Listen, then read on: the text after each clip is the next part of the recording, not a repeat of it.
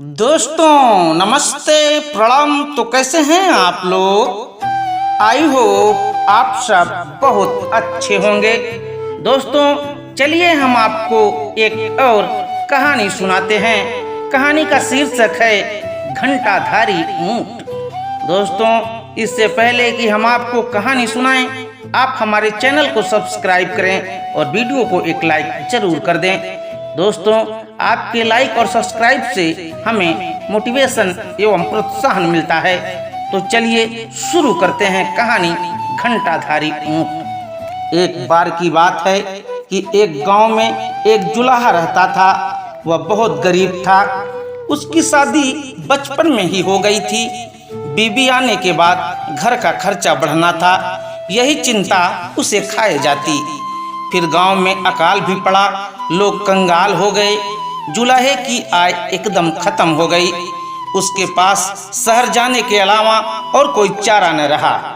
शहर में उसने कुछ महीने छोटे मोटे काम किए, थोड़ा सा पैसा इकट्ठा किया और गांव से खबर आने पर कि अकाल समाप्त हो गया है, वह गांव की ओर चल पड़ा। रास्ते में उसे एक जगह सड़क किनारे एक ऊँटनी नजर आई। ऊँटनी बीमार नजर आ रही थी और वह गर्भवती थी। उसे ऊँटनी पर दया आ गई। वह उसे अपने साथ अपने घर ले आया। घर में ऊँटनी को ठीक चारा व घास मिलने लगी तो वह पूरी तरह स्वस्थ हो गई और समय आने पर उसने एक स्वस्थ ऊँट के बच्चे को जन्म दिया। ऊँट का बच्चा उसके लिए बहुत भाग्यशाली साबित हुआ। कुछ दिनों बाद ही एक कलाकार गांव के जीवन पर चित्र बनाने उसी गांव में आया। पेंटिंग के ब्रश बनाने के लिए वह जुलाहे के घर आकर ऊँट के बच्चे की दुम के बाल ले जाता। लगभग 2 सप्ताह गांव में रहने के बाद चित्र बनाकर कलाकार चला गया। इधर ऊँटनी खूब दूध देने लगी तो जुलाहा उसे बेचने लगा।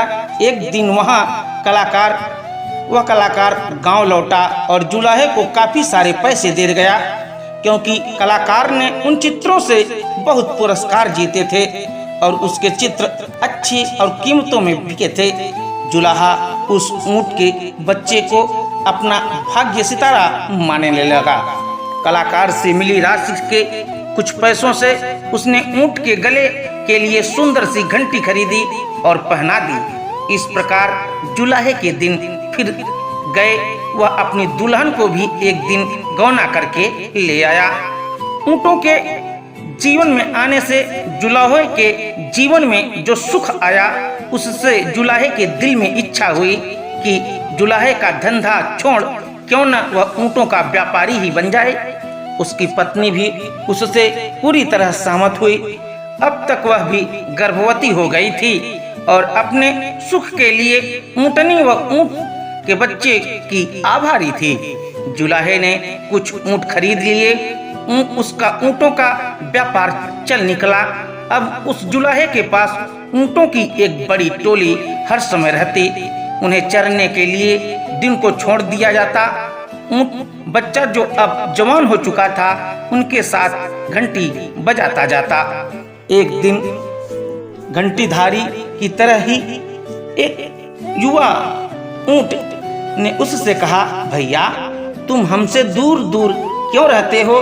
घंटीधारी गर्व से बोला, वाह तुम एक साधारण ऊँट हो, मैं घंटाधारी मालिक का दुलारा हूँ। मैं अपने से ओछे ऊँटों में शामिल होकर अपना मान नहीं खोना चाहता।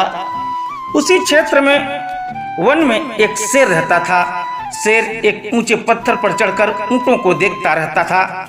उसने एक ऊँट और ऊँटों से अलग रहता नजर आया। जब शेर किसी जानवर के झुंड पर आक्रमण करता है तो किसी अलग थलग पड़े को ही चुनता है। घंटीधारी की आवाज के कारण वह काम भी सरल हो गया था। बिना आंखों देखे वह घंटी की आवाज पर घात लगा सकता था। दूसरे दिन जब ऊँटों का दल चरकर लौट रहा था, तब घंटीधारी बाकी ऊँटों से 20 कदम पीछे चल रहा था। शेर तो घात लगाए बैठा ही था।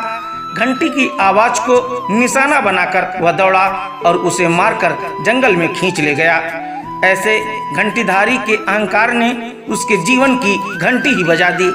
दोस्तों, इस कहानी से हमें जो सीख मिलती है कि जो स्वयं को ही सबसे श्रेष्ठ समझता है उसका अहंकार शीघ्र ही उसे ले डूबता है।